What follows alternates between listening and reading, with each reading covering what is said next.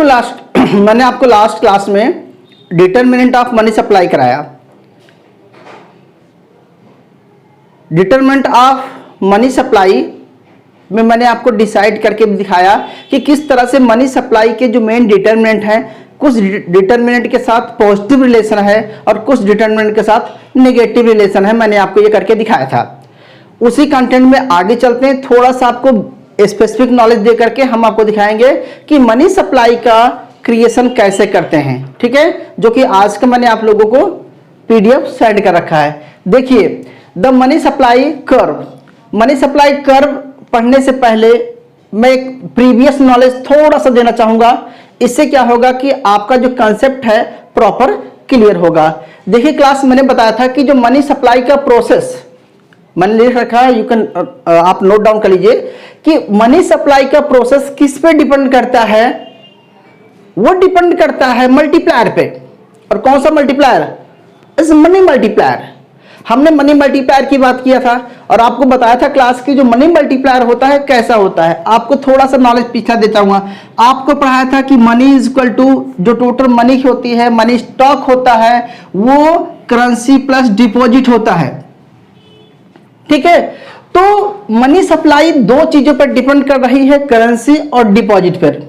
अब करेंसी अगर तुम्हारे पास कैश है, उसकी वजह से मार्केट में कितना मनी सर्कुलेट होगा, और डिपॉजिट है उसकी वजह से मार्केट में मनी सप्लाई कितना क्रिएट होगी। ये दो वेरिएबल करेंसी एंड डिपॉजिट से मैंने करेंसी मल्टीप्लायर निकाला था और एक डिपॉजिट मल्टीप्लायर निकाला था। करेंसी मल्टीप्लायर को हमने कैसे लिख सकते हैं कि 1/1 RR plus ED plus CD, ठीक है, ब्रैकेट क्लोज किए थे, इनटू मॉनेटरी बेस किया था, ठीक है। और इसी तरह से हमने डिपॉजिट मल्टीप्लायर निकाला था, तो निकाला था कि money supply is equal to 1 plus CD upon RR, sorry CD plus RR plus ED plus CD into monetary base. ये भी आपको मैं करा चुका हूं। फिर हम आपको एक और इक्वेशंस कराए थे कि दोनों को मिला करके मैंने बनाया था कि money supply is equal to 1 plus CD upon, ठीक है, reserve require plus ED plus CD, ठीक है। आप बोलेंगे सर आप दोबारा से ये क्यों करा रहे हो? क्योंकि इसका लिंक करने चाहता हूं इसलिए करा रहा हूं। यहां पर आप बोलेंगे मॉनेटरी बेस। इसके बाद मैंने आपको बहुत सिंपल तरीके से दो चीज बताया था कि अगर आप मॉनेटरी बेस को चेंज करेंगे, अब आप इसमें क्या क्या चेंज करेंगे, तो मनी सप्लाई का जो डिटरमिनेंट है कहां से आया था कि मॉनेटरी बेस था, आपका रिजर्व रिक्वायर था, एक्सेस रिजर्व डिपॉजिट था, currency desire currency deposit ratio था। तो ये 4 वेरिएबल्स मेन थे। बाकी तो और वेरिएबल आपको पता ही है, लेकिन हम यहां पर मेन 4 वेरिएबल की बात करते थे। इन 4 वेरिएबल में ध्यान से समझने वाली बात है, क्योंकि देखो कुछ वेरिएबल हैं जब ये फिक्स है, जब हम फिक्स मान लेते हैं, ध्यान समझना। मैंने आपको बताया था क्लास कि अगर हम RR को, देखो RR को फिक्स मान लें, मतलब 20% ही फिक्स रहेगा, ये चेंज नहीं होगा। या हम ER एक्सेस रिजर्व को अगर हम 5% मान लें, इसको हम चेंज नहीं करेंगे। और CD यानी कि CD को क्या लिखते हैं, C/DD लिख सकते थे आप। तो डिपॉजिट रेशो, इसको अगर हम 25% मान लें और इसको हम चेंज नहीं करेंगे। अगर हम इसको चेंज ना करें, किसी चीज को, किसी के रेशो को चेंज ना करें, तो मनी सप्लाई एक समय में क्या होगा कि कोई, मेरा सेंस यहां पर है कि अगर हम इसको कांस्टेंट मान लें, थोड़े समय के लिए एक फिक्स प्रोपोर्शन मान लें, ठीक है, तो जब फिक्स प्रोपोर्शन मान लेते हैं उस केस में मनी सप्लाई क्या होगी, कांस्टेंट रहेगी, ठीक है। अब इसको अगर इंक्रीज डिक्रीज करेंगे तो मनी सप्लाई इंक्रीज और मनी सप्लाई डिक्रीज होगी। अब मेरे बात यहां पर आती है कि मनी सप्लाई होता क्या है। हालांकि आपको अभी आके मनी सप्लाई के मेजरमेंट आपको अलग से पढ़ाएंगे, लेकिन मुझे ये बताना है कि मनी सप्लाई का जो स्टॉक है वो है मनी सप्लाई स्टॉक। और ये मनी सप्लाई का स्टॉक किस बात पर डिपेंड करेगा, वो डिपेंड करेगा ये दो डिपॉजिट रेशो पर, करेंसी डिपॉजिट रेशो और demand deposit ratio. Demand deposit ratio इसलिए बोलते हैं जब भी चाहे आप इसको बैंक से आप डिमांड कर सकते हैं कि मेरा पैसा वापस दो, यानी कि विड्रॉल कर सकते हैं आप। करेंसी डिपॉजिट का रेशो का मतलब होता है कि आप कितना अपने पास कैश रख रहे हैं। अब देखो मेरा कंसर्न यहां पर यह है कि कुछ वेरिएबल ऐसे हैं जो कि मनी सप्लाई को कांस्टेंट रखेंगे। तो देखो मैं दो चीज रख रहा क्लास लिखा है कि एक्सोनियस और इंडोजीनियस। ध्यान समझना, एक्सोनियस इंडोजीनियस वर्ड से क्या निकला मीनिंग आपका कि एक्सोनियस का मतलब क्या होता है, जो मतलब अदर फैक्टर है, जो कि इंटरनली नहीं है, एक्सटर्नल है, तो इसको हम एक्सटर्नल मान लें। और इंडोजीनियस क्या है, इसे हम इंटरनल मान लें। आपको समझाने का तरीका ढूंढ रहा हूं।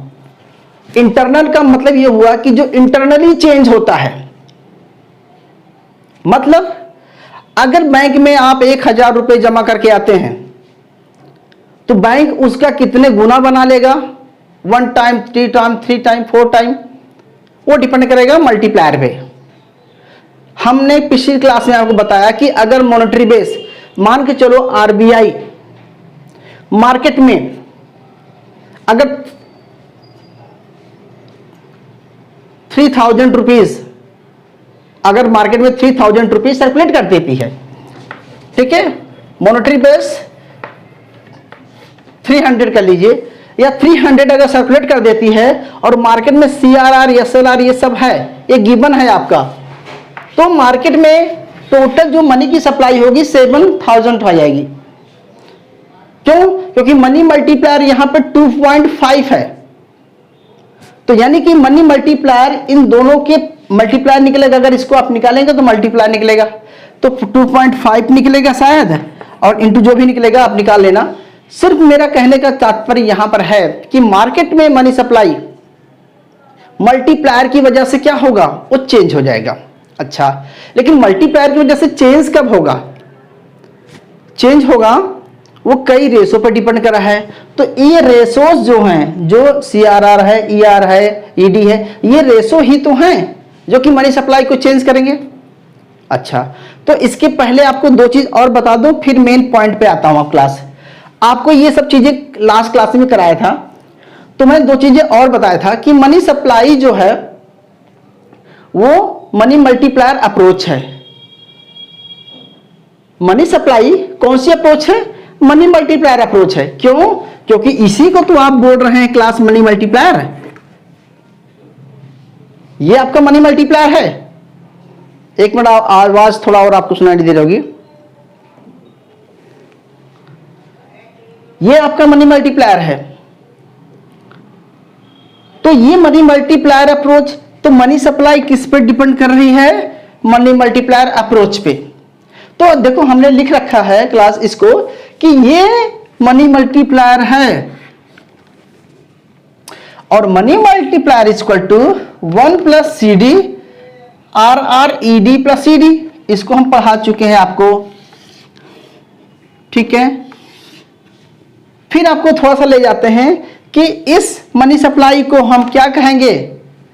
मनी, इसको अगर हमने एम बार डिनोट कर लिया, एम बार का मतलब हमने यहां पर लिया हुआ है मल्टीप्लायर, तो इस मल्टीप्लायर को मॉनेटरी बेस से मल्टीप्लाई करेंगे।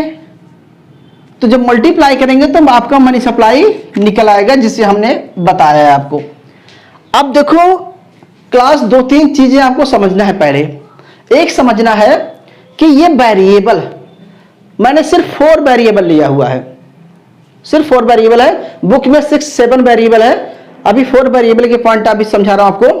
तो देखो पहले चेंज इन वेरिएबल, मैंने एक कॉलम बनाया है class change in variable, and next column बनाया है supply, money supply responsiveness, response. तो आप मुझे और आपको ये पहले से क्लियर है कि अगर rise in the CD, rise in the C upon D, यानी कि कैश डिपॉजिट रेशो, आपको क्लास पिछली क्लास में बताए थे कि अगर कैश डिपॉजिट रेशो को चेंज कर देंगे, कैश डिपॉजिट रेशो अगर इंक्रीज कर देंगे, तो क्या होगा? हमने लास्ट क्लास में पढ़ा था कि अगर कैश डिपॉजिट रेशियो को इंक्रीज कर देंगे तो मनी सप्लाई डिक्रीज हो जाएगी। यस, और अगर कैश डिपॉजिट रेशियो को हम इंक्रीज कर देंगे तो यानी कि दोनों का इनवर्स रिलेशन हमने फाइंड किया था। तो यानी कि अगर हम क्लास इस चीज को कैश डिपॉजिट रेशियो को इंक्रीज कर देंगे तो मनी सप्लाई का कॉन्ट्रैक्शन हो जाएगा, और अगर हमने इस चीज को यानी कि कैश डिपॉजिट रेशियो को अगर डिक्रीज कर देंगे तो मनी सप्लाई इंक्रीज हो जाएगी। तो यानी कि सिंपल सा है कि इसके साथ हमारा इनवर्स रिलेशन आ गया। सेम दूसरा है क्लास कि मनी सप्लाई का रिस्पांस। अब हम आरआर की बात करेंगे कि अगर हमने रिजर्व रिक्वायर को इंक्रीज कर दिया तो क्या होगा? तो ये भी मनी सप्लाई, इसका भी साथ कॉन्ट्रैक्शन था, और अगर इसको हम डिक्रीज कर देंगे तो ये भी इंक्रीज हो जाएगा। तो यानी कि आरआर के साथ भी इनवर्स रिलेशन हमने पढ़ा था। फिर पढ़ाए थे आपको रिजर्व रिक्वायर होल्डिंग, ठीक है। तो इसके साथ भी क्लास क्या होगा कि इंक्रीज डिक्रीज होगा। यानी कि जब आप ER excess reserve deposit ratio जो कि बैंक अपने पास रखता है, जबकि बैंक अपने पास रखता है, वृंदा वेट कर लीजिए,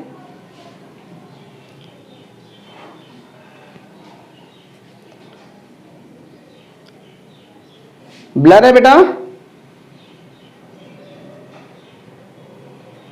आई hope it's clear. Okay, so देखो क्लास, अगर हम एक्सेस रिजर्व डिपॉजिट रेशियो को क्या करेंगे, इंक्रीज कर देंगे तो आपका जो मनी सप्लाई का कॉन्ट्रैक्शन हो जाएगा, और अगर हम इसको डिक्रीज कर देंगे तो मनी सप्लाई का एक्सपेंशन हो जाएगा। तो यानी कि हम इन थ्री वेरिएबल के साथ हमारा क्या है क्लास? ओके,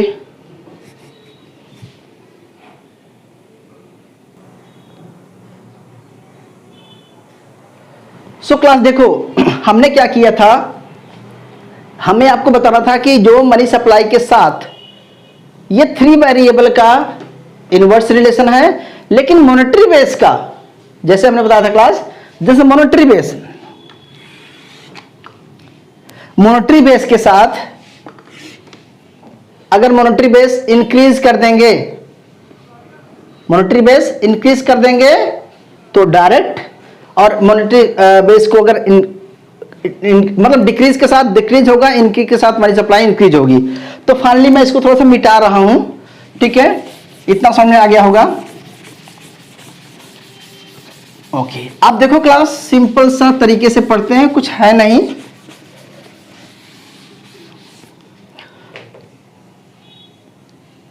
आपको लिखना है तो लिख दीजिए, मैंने इसे बना रखा है।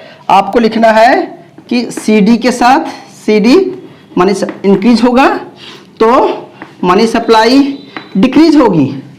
अब मुझे कोई बताएगा कि डिक्रीज क्यों होगी money supply? Money supply decrease क्यों होगी? क्योंकि मनी मल्टीप्लायर उस तरह से वर्क नहीं करेगा। मतलब मल्टीप्लायर क्या करेगा, यहां पर क्या करेगा, मनी सप्लाई को डिक्रीज कर देगा।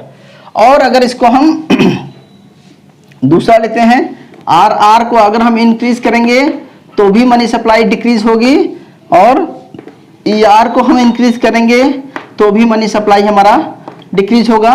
लेकिन अगर हमने मॉनेटरी बेस इंक्रीज कर दिया तो मनी सप्लाई हमारा इंक्रीज हो जाएगा। और इसके एवज में क्या करेंगे आप, चेंज कर देंगे बेटा जी, कि इसका अगर इन्वर्स कर देंगे तो चेंज हो जाएगा।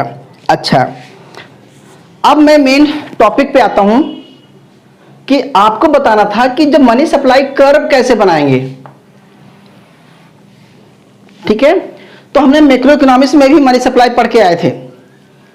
Money supply as a stock concept, not in flow. Money supply flow नहीं है, मनी सप्लाई एक स्टॉक कॉन्सेप्ट है। स्टॉक कॉन्सेप्ट मतलब है कि एट ए टाइम,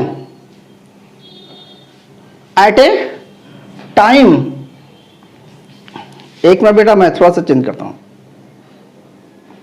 ठीक है। तो हम बात करते हैं कि at a time money supply कितनी है मार्केट में। तो मनी सप्लाई को एज एक स्टॉक मानते हैं। स्टॉक मतलब एक पर्टिकुलर टाइम पे मतलब मनी सप्लाई मार्केट में कितनी है। तो मनी सप्लाई को हम एक स्टॉक कॉन्सेप्ट मानते हैं, ठीक है। इनकम आपका फ्लो है, सेविंग आपका फ्लो है, ठीक है। लेकिन इन्वेस्टमेंट आपका फ्लो है, सेविंग आपका स्टॉक है। इसको हम माइक्रो में पढ़ के आए हैं। तो हम ऑलरेडी क्या करते हैं क्लास, मनी सप्लाई के ग्राफ को हम क्या करते हैं, वर्टिकल बनाते हैं, ठीक है। इसको हम वर्टिकल बनाते हैं। तो हम यहां पर लिखते हैं मनी सप्लाई, ओके। और यहां पर लिखते हैं मनी की स्टॉक, यानी कि ये है मनी स्टॉक।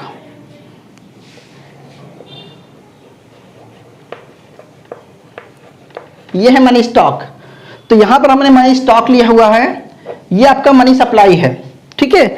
और आपको पता है कि जब मनी की डिमांड और मनी की सप्लाई टच करते थे, काटते थे, तो यहां पर हम क्या लिखते थे क्लास, इंटरेस्ट रेट। ये आपका है इंटरेस्ट रेट, ओके। यानी कि हमने वाई एक्सेस पे इंटरेस्ट रेट लिया हुआ है, एक्स एक्सेस पे मनी का स्टॉक लिया हुआ है। मैं आपको सिंपल ये कहना चाहता हूं, अब मैं आपको दो तरीके से पढ़ाऊंगा मनी सप्लाई कर्व। ये देखो, एक्सोनियस का मतलब क्या है हमारा है, ध्यान समझना। एक्सोनियस का मतलब है कि not affected by interest rate, कि मतलब मार्केट में इंटरेस्ट रेट से इसका कोई लिंक नहीं है। मनी सप्लाई इंक्रीज और decrease, there is no effect short terms या long term, it is long term. But अभी मैं आपको लॉन्ग टर्म शॉर्ट टर्म की बात नहीं कराऊंगा, आपके रीडिंग के अकॉर्डिंग चलें। ये मान के चलो कि एक एक्सोनियस सप्लाई कर्व क्या होगा, ठीक है। एक्सोनियस सप्लाई कर्व वो होता है मनी सप्लाई कर्व जो not affected by the interest rate, कि अदर वेरिएबल से इफेक्ट नहीं पड़ता है। तो इफेक्ट किससे पड़ता है उसको, मतलब जो इंटरनल वेरिएबल है उससे इफेक्ट नहीं पड़ रहा, एक्सटर्नल वेरिएबल। अब पहले आप समझ लीजिए प्लीज। तो देखो क्लास, जो आरबीआई मनी प्रिंट करती है, जो आरबीआई मनी को प्रिंट कर देती है, या आरबीआई ओपन मार्केट में जो सेल करती है, उसे बोलते हैं आउटसाइड मनी, जो आरबीआई प्रिंट करती है, जो, ठीक है। और जो इनसाइड मनी वो होती है जो कमर्शियल बैंक क्रिएट करते हैं। तो कमर्शियल बैंक कैसे मनी सप्लाई क्रिएट करते हैं, आपको पता है कि जब आप बैंक में पैसा रखेंगे तो बैंक उसी पैसे से क्या करेगा, आगे लोन्स प्रोवाइड करेगा। तो यानी कि अगर आपने बैंक के पास 1000 रुपये रखा है, आपने बैंक के पास, यस लोन क्रिएशन, अगर आप बैंक के पास 1000 रुपीज आप डिपॉजिट करते हैं, और अगर मल्टीप्लायर 3 है, मनी मल्टीप्लायर 3 है, तो इसका मतलब होगा कि वो 1000 रुपए का 3000 रुपए मार्केट में सर्कुलेट करेगा। तो मेरा सेंस यहां पर आपका यह है कि जो बैंक मनी को क्रिएट करता है वो क्या है क्लास, उसे बोलते हैं हम near inside money. Inside money जो बैंक खुद क्रिएट करता है, और आउटसाइड मनी होता है जो आरबीआई खुद प्रिंट करती है, जो सर्कुलेशन होता है। तो आरबीआई तो 1000 रुपए मार्केट में प्रिंट किया, लेकिन 1000 रुपए का वो 3000 मार्केट में बन गया। पैसा तो एक ही 1000 है, ध्यान समझना, मार्केट में पैसे की नोट तो एक ही 1000 है, लेकिन 3000 का काम किया, मतलब पैसा कहीं नहीं गया, पैसा वही है, लेकिन 1000 का 3000 मार्केट में सर्कुलेशन हो रहा है। क्योंकि एक दिन में कई लोगों के हाथ में गया, एक बैंक से दूसरे बैंक में गया, कहीं पैसा नहीं गया, क्योंकि आपके खाते से उनके खाते में गया। आपने सपोज दैट 1000 रुपये था, उसमें से आपने 200 रख लिया अपने पास कैश, 800 आपने बैंक में डिपॉजिट कर दिया।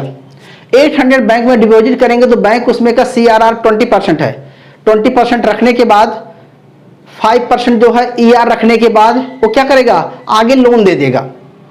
कितना लोन देगा, हमने लास्ट क्लास में निकाला था कि वो 600 रुपये कुछ लोन दे देगा, क्योंकि 40% है, अगर 5% है ER है तो 800 रुपये का 5% यानी कि 40 रुपीज ER रखेगा, और 800 का मतलब अगर 20% CRR आ रहा है तो 160 रुपीज रिजर्व रखेगा, तो टोटल रिजर्व कितना हो गया, 200 अपने पास रखेगा। 800 में से 200 रिजर्व रखेगा, रेस्ट जो 600 है वो क्या करेगा, आगे बैंक लोन प्रोवाइड कर देगा।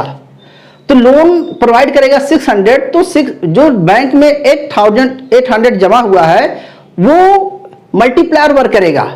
अब कितना हमने पीछे पढ़ाया था कि अगर 800 जमा हो रहा है, यानी कि आरबीआई ने तो सिर्फ 1000 रुपए मार्केट में छापा था, प्रिंट करके डाला था, लेकिन 1000 रुपीज का 800 डिपॉजिट हुआ, 800 का सर्कुलेट होकर के, क्योंकि 1000 से 3000 बन जाएगा, अगर मल्टीप्लायर 3 है तो मल्टीप्लायर 2.5 है तो कुछ और हो जाएगा। यानी कि अगर आपको मैं मॉनेटरी बेस दे दूं कि आरबीआई ने इतना सेल किया या इतना रिजर्व डाल दिया, तो मार्केट में मनी सप्लाई कितना होगा। तो जब आरबीआई ने प्रिंट किया है उसे आप क्लास बोलेंगे एक्सोनियस, जिसका इंटरेस्ट रेट से कोई लेना देना नहीं है, वो एक फिक्स प्रोपोर्शन में उसने प्रिंट कर दिया। लेकिन जो ये इनसाइड मनी है जिसे हम बोलते हैं endogenous money, endogenous supply affected by the interest rate, not fix by proportion. Fix proportion नहीं रखता, पूछो कैसे। देखो, अगर बैंक को लगता है कि मार्केट में इंटरेस्ट रेट ज्यादा है, मार्केट में इंटरेस्ट रेट ज्यादा, समझना, अगर मार्केट में इंटरेस्ट रेट ज्यादा है तो बैंक क्या करेगा, ज्यादा से ज्यादा लोन प्रोवाइड करने की कोशिश करेगा।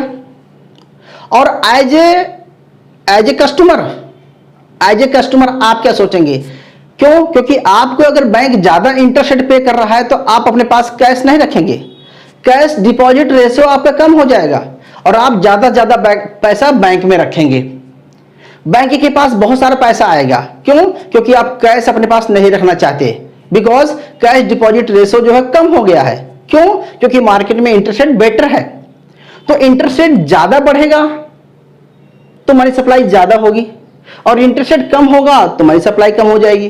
क्योंकि मार्केट में इंटरेस्ट रेट कम होगा तो आप बैंक में डिपॉजिट कम करेंगे, आपको सेविंग अकाउंट पे ज्यादा इंटरेस्ट मिलेगा, तो आप सेविंग अकाउंट में पैसा डिपॉजिट करेंगे, और जैसे आप पैसा डिपॉजिट करेंगे आपके ही पैसे का बैंक कई गुना पैसा क्रिएट कर देता है। तो जब इंटरेस्ट रेट के साथ लिंक होता है तो उसे क्लास बोलेंगे आप इंडोजीनियस, जो इंटरनली होता है। इंडोजीनियस मतलब आप समझ रहे हैं इसके वर्ड की मीनिंग को, इंडोजीनियस का मतलब इंटरनली, और एक्सोनियस मतलब होता है कि थ्रू आरबीआई। तो आरबीआई के द्वारा जो मनी सप्लाई होती है, कर बनेगा वो क्या बनेगा, not affected by interest rate, वो बनेगा एक्सोनियस। और जो इंडोजीनियस होगा वो फेडरल मतलब जो कमर्शियल बैंक है उनके थ्रू होगा। अब आपको मैं 1 बाय 1 समझाता हूं। देखिए, यह मनी सप्लाई के ग्राफ है, ठीक है। अब मुझे बताना है आपको क्लास कि अगर ये चीजें हो गई, बताओ क्या होगा। अगर मनी सीडी बढ़ गया, क्या होगा, सीडी चेंज हो गया। चलो हमने सीडी को बढ़ा दिया, आरआर भी हमने इंक्रीज कर दिया, ईआर भी हमने इंक्रीज कर दिया, और हमने मनी सप्लाई को क्या कर दिया,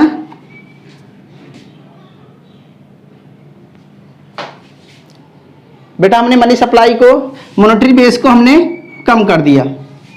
जब मॉनेटरी बेस कम करेंगे तो मनी सप्लाई ज्यादा होगी। किसी ने ध्यान नहीं दिया, मैंने गलत लिखा था। तो जब हम मॉनेटरी सप्लाई कम कर देंगे तो बताइए अब क्या होगा क्लास, मतलब इंटरेस्ट रेट से कोई लेना देना नहीं है। तो आरबीआई ने अगर ये चीजें फिक्स प्रोपोर्शन में डाल रखा है तो मॉनेटरी बेस जैसे चेंज करेगा, कम करेगा मॉनेटरी बेस। मॉनेटरी बेस कम करने से क्या होगा, मनी सप्लाई क्या होगी बेटा, मॉनेटरी बेस कम करने से मनी सप्लाई कम हो जाएगी यार, ठीक है। और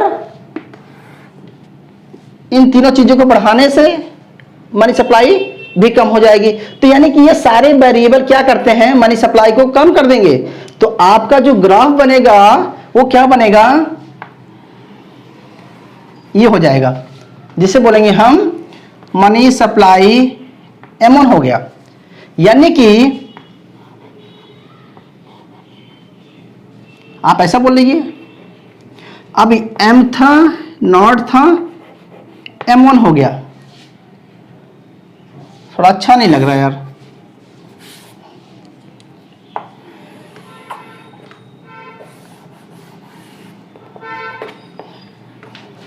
तो क्लास देखो, अगर मार्केट में फिक्स प्रोपोर्शन है, इंटरसेट से कोई लेना देना नहीं है, तो इसको बोलेंगे हम exogenous supply curve. Indigenous supply curve क्या होगा?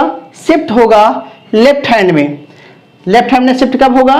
जब ये चीजें क्या होंगी? चेंज होंगी, तो लेफ्ट हैंड में शिफ्ट हो जाएगा। यानी कि कॉन्ट्रैक्शन हो रहा है, इसे बोलते हैं मनी सप्लाई कॉन्ट्रैक्शन।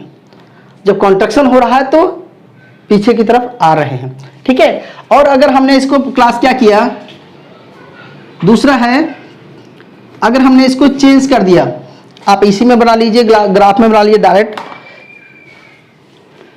अगर मैं एक न्यू ग्राफ ड्रा करता हूं क्लास, मनी सप्लाई इंक्रीज करना है मुझे।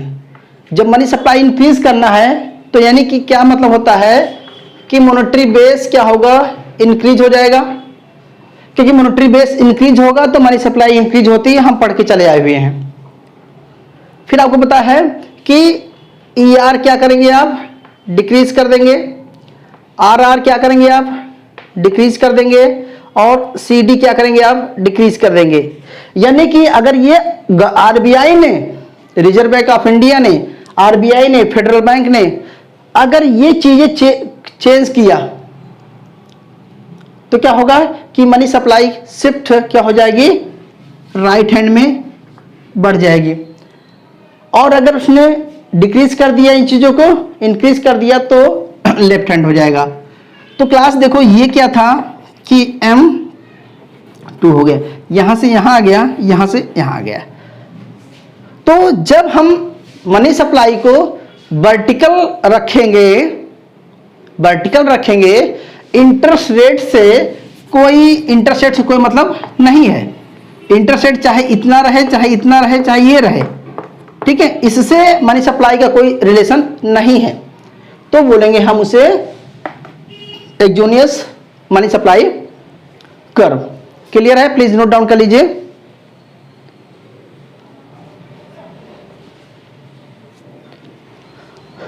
ओके क्लास, मैं मिटाता हूं इसको, आगे चलें। सर क्लियर नहीं है, ब्लर है। यस सर, वेट करें क्या?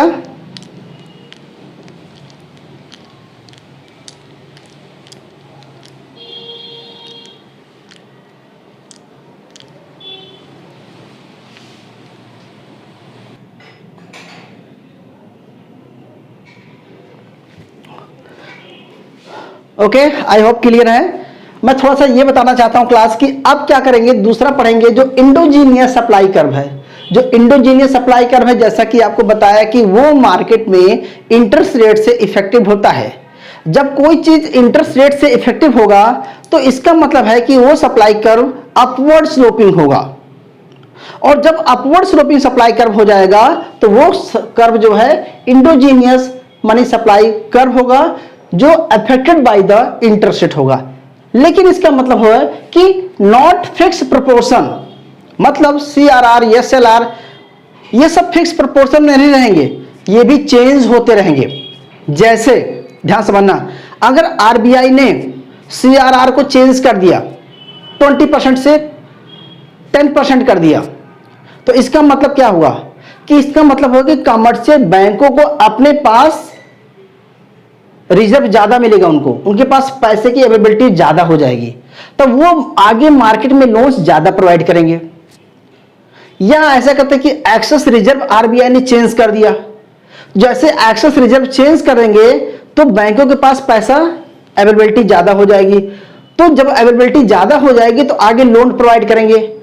यानी कि जब मार्केट में इंटरेस्ट रेट चेंज हो जाएगा, जब इंटरेस्ट रेट फ्लक्चुएशन होगा, मतलब इसका मतलब होगा कि जब मार्केट में देखो, मार्केट में लोन्स की डिमांड बढ़ेगी तो इंटरेस्ट रेट बढ़ेगा, बैंक्स और लोन प्रोवाइड करना चाहेंगे। दूसरी बात कि जो डिपॉजिटर हैं, जैसे हम या आप हैं जो डिपॉजिट करते हैं बैंक में, एफडी करते हैं, फिक्स डिपॉजिट करते हैं, टाइम डिपॉजिट करेंगे, तो हम लोग क्या करते हैं, जब हमें ज्यादा इंटरेस्ट रेट मिलेगा मार्केट में तो हम ज्यादा इन्वेस्टमेंट करेंगे, ज्यादा बैंक के पास डिपॉजिट करेंगे।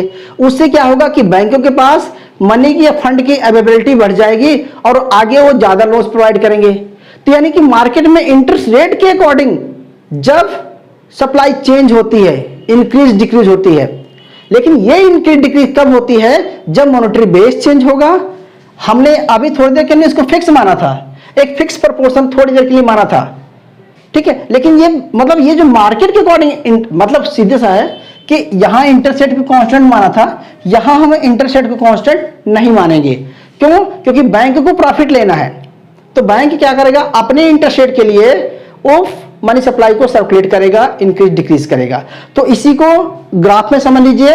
अब कुछ नहीं करना है, क्लास सिंपल सा है। अब जो मनी सप्लाई कर्व बनेगा वो अपवर्ड स्लोपिंग बना देना है। चीजें वही हैं जो मैंने बताया है। एक में आपको समझा देना है कि इंटरेस्ट रेट जो है उसका रिलेशन नहीं होता है, और दूसरे के साथ आपको बना देना है। अब आपको मनी सप्लाई जो है इस तरह से करना है, ठीक है। मनी सप्लाई है और यहां पर इंटरेस्ट रेट है, यहां पर मनी का स्टॉक है, ठीक है। अक्सर हम जो मनी सप्लाई पढ़ते हैं ये पढ़ते थे, शॉर्ट रन की बात करते थे, फ्लक्चुएशन होती रहती है। जैसे देखो जैसे जैसे इंटरेस्ट रेट बढ़ेगा मनी सप्लाई बढ़ेगी। बोलोगे सर ऐसा कैसे होता है? ऐसा इसलिए होता है कि जब मार्केट में इंटरेस्ट रेट बढ़ेगा तो आप डिपॉजिट ज्यादा करेंगे, तो बैंक के पास लोन्स ज्यादा आएंगे, पैसा ज्यादा आएगा, आगे वो ज्यादा लोन प्रोवाइड करेंगे। आपके पॉइंट ऑफ व्यू से, उनके पॉइंट ऑफ व्यू से है कि जब उनको ज्यादा इंटरेस्ट रेट मिल रहा है तो वो लोग ज्यादा से ज्यादा लोन्स प्रोवाइड करेंगे, ठीक है।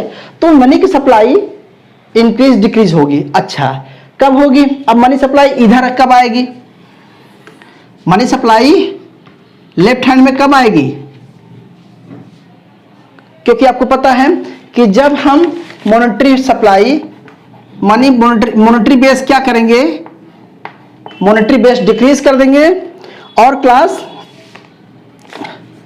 आर को क्या करेंगे, इंक्रीज कर देंगे।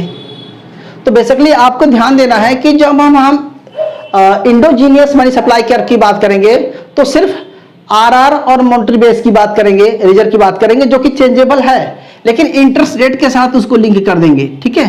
क्यों? क्योंकि ये इंडोजीनियस इंटरनली है, बैंक इंटरनली वर्क कर रहा है, ठीक है। तो जब मॉनेटरी सप्लाई घट जाएगी तो मनी सप्लाई लेफ्ट हैंड, या आर इंक्रीज हो जाएगा तो मनी सप्लाई लेफ्ट हैंड में आएगी। Please repeat again. Pansi money supply जो है ये मनी सप्लाई का इंटरेस्ट रेट के साथ एक पॉजिटिव रिलेशन है, अपवर्ड स्लोपिंग रिलेशन है। क्योंकि जब मार्केट में इंटरेस्ट रेट ज्यादा रहेगा तो बैंक ज्यादा से ज्यादा मार्केट में मनी सप्लाई सर्कुलेट करेगा, या मनी का जो मनी मल्टीप्लायर है प्रॉपर ज्यादा वर्क करेगा, ठीक है। क्योंकि लोगों को फेथ होता है, लोगों को लायबिलिटी बढ़ेगी, लोग बैंक में पैसा डिपॉजिट करेंगे, ठीक है। और दूसरा बैंक भी ज्यादा से ज्यादा लोन्स क्रिएट करेगा, ज्यादा ज्यादा बोरोइंग देगा, उधार देगा लोगों को, तो मार्केट में मनी सप्लाई बढ़ेगी। लेकिन ये डिपेंड करेगा इंटरेस्ट रेट पे। तो इंटरेस्ट रेट पे चेंज होगा तो मनी सप्लाई चेंज होती है। जब इंटरेस्ट रेट के साथ हम रिलेट करेंगे तो बोलेंगे इंडोजीनियस मनी सप्लाई कर्व। इस केस में सेम वही सिचुएशन है कि अगर आप मनी सप्लाई को मॉनेटरी बेस को डिक्रीज करेंगे तो मनी सप्लाई इधर आएगा, और आर करेंगे तो मनी सप्लाई इधर आएगा। दूसरा लेते हैं, अगर हमने मनी सप्लाई आपका इधर जाएगा राइट हैंड मनी सप्लाई कब जाएगा? जब आपका मॉनेटरी बेस क्या होगा, इंक्रीज होगा, और आर क्या होगा आपका, डिक्रीज होगा। देखो आर का मतलब है बेटा जी, आर का मतलब यहां पर कि जो रिजर्व बैंकों को रखना है। तो बेसिकली हम बात कर रहे हैं यहां पर कमर्शियल बैंकों की। कमर्शियल बैंकों को रिजर्व कम रखना पड़ेगा। जब आर कम हो जाएगा तो उनको कम पैसा अपने पास रखना पड़ेगा, तो ज्यादा से ज्यादा लोन प्रोवाइड करेंगे तो मनी सप्लाई बढ़ेगी। और आर अगर बढ़ जाएगा, ठीक है, तो क्या होगा कि बैंकों को अपने पास ज्यादा से ज्यादा रखना पड़ेगा, तो वो आगे लोन्स कम प्रोवाइड कर पाएंगे, तो मनी सप्लाई मार्केट में कम सर्कुलेट होगी। तो मनी सप्लाई इंक्रीज होगी या डिक्रीज होगी, आर के साथ अगर लिंक करेंगे तो हम बोलेंगे उसे इंडोजीनियस मनी सप्लाई कर्व। तो जो अपवर्ड स्लोपिंग है, इस upward sloping endogenous supply curve बोलते हैं। ठीक है, तो क्लास 2 चीजें ध्यान रखना है आपको। आपसे एग्जाम में पूछा जाता है कि define the endogenous supply curve, endogenous money supply curve या एक्सोनियस मनी सप्लाई कर्व। तो सिंपल बताना है कि ये वर्टिकल होता है और एक्सोनियस इंडोजीनियस में अपवर्ड स्लोपिंग होता है। फिर आपको बताना है कि ये आर से कोई लिंक नहीं होता, इसका इंटरसेट से लिंक होता है, ये नॉट अफेक्टेड बाय इंटरसेट और ये इट्स अफेक्टेड बाय इंटरसेट। फिर आपको बताना है कि इंडोजीनियस इंटरनल होता है जो कमर्शियल बैंक करते हैं, और ये एक्सोनियस होता है जो आरबीआई खुद करता है। तो 3-4 जो डिफरेंस है, इसको बताने के बाद आप ग्राफ को शो कर देना, फिर आपका क्लियर हो जाएगा। ठीक है, आपके बुक्स में एक एग्जांपल है, वो पूछ रहा है बेटा जी, ध्यान से बनना है। कह रहा है कि सपोज दैट आरबीआई इस ओपन मार्केट में परचेज करता है, गवर्नमेंट सिक्योरिटीज वगैरह परचेज करता है, तो आपको ग्राफिकली दिखाना है कि what impact of the money supply.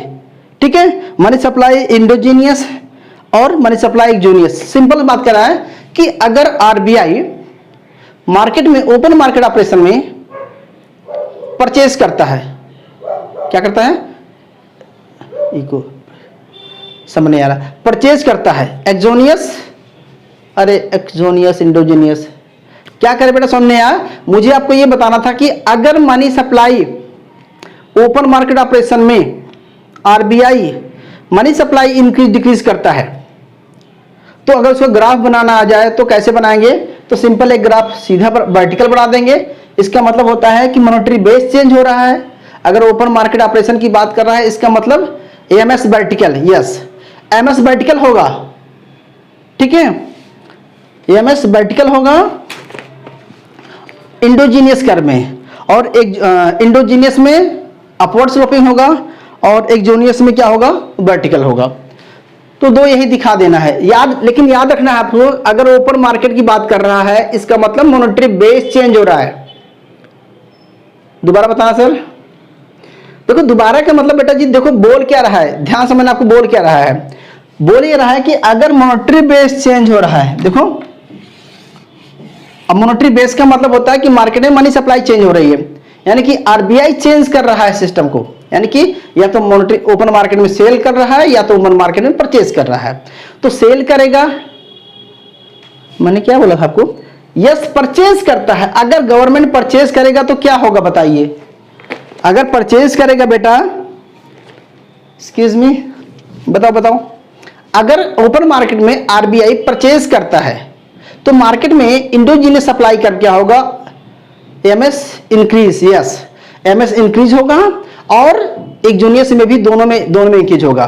और अगर वो सेल करता है तो मार्केट में, ठीक है, डिक्रीज होगा। तो ऐसे ही क्वेश्चन छोटे मोटे आ जाएंगे। ठीक है, बस आज के लिए इतना ही करते हैं, बहुत हो गया यार। ठीक है, तो प्लीज नोट डाउन कर लीजिए, कोई क्वेरी हो तो प्लीज